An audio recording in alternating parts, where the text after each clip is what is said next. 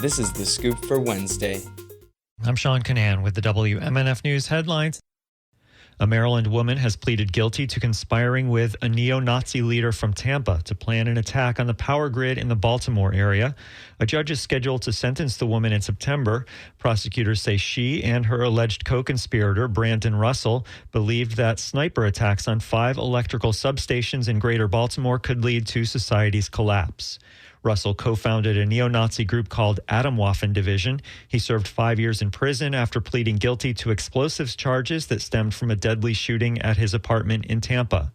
Russell was formerly a Florida National Guard member. He's charged with conspiracy to damage electrical facilities and is awaiting trial. In 2017, one of Russell's roommates, Devin Arthurs, shot and killed 2 other roommates at their Tampa home. Local law enforcement officers found Russell at the scene dressed in a military uniform and crying over the news.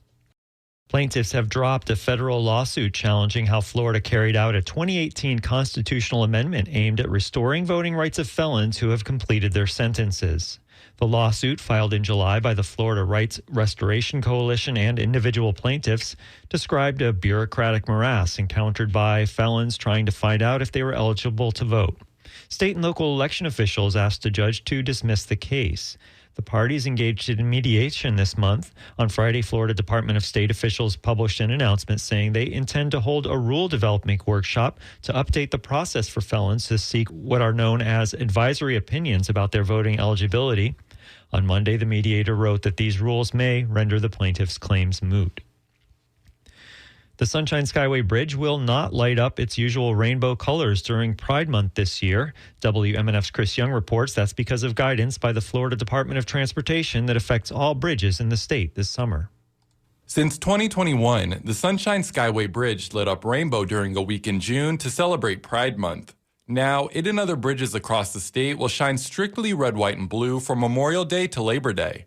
FDOT Secretary Jared Perdue made the announcement on X. He says it's for Ron DeSantis' recently announced Freedom Summer Sales Tax holiday, but that holiday is only in July.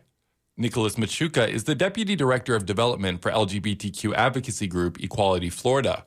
Rainbow lights on all the bridges in Florida were just a simple celebration of diversity and inclusion, and that is obviously against the DeSantis agenda. So ultimately not very surprised, but still disappointed. The Tampa Bay Times reports Manatee County Commissioner Mike Ron emailed FDOT to express his disapproval of lighting for Pride Month and gun violence awareness. He told the Times the lighting of the Sunshine Skyway Bridge is an FDOT matter and should not be left with the individual counties. St. Petersburg's LGBTQ+ liaison appealed Ron's objection of the lights to FDOT, but was ignored. For WMNF News, I'm Chris Young. Florida's Citizens Property Insurance Board of Governors has approved spending as much as $750 million on backup coverage to help pay claims if a big storm hits. Yesterday, the board approved buying private reinsurance that could provide about $5.5 billion in coverage.